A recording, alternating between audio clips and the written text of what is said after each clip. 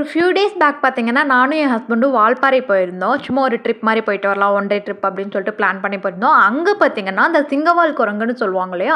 So அத நாங்க வந்து பார்த்துருந்தோம். அந்த குரங்கு என்ன பண்ணுதுன்னா, வரப்போற வண்டியெல்லாம் ஸ்டாப் பண்ணி, அவங்க கிட்ட உள்ள இருக்கவங்க கிட்ட போயிட்டு ஃபுட் கேட்டு அட்ராசிட்டீஸ் பண்ணிட்டு இருந்துச்சு.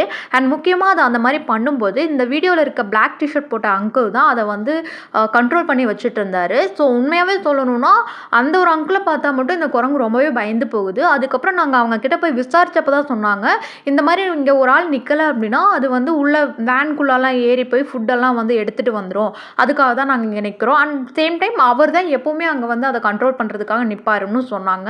ஸோ நாங்க பார்க்கும்போது ரொம்பவே வித்தியாசமா ஃபீல் ஆச்சு. அண்ட் அது மட்டும் இல்லாம, இந்த மாதிரி அங்க அந்த வால்பாறை இடத்துல பார்த்தீங்கன்னா, நெறையவே டிஃப்ரெண்ட் பேர்ட்ஸ், அனிமல்ஸ் அந்த மாரி நாங்க நெறைய பார்த்தோம்.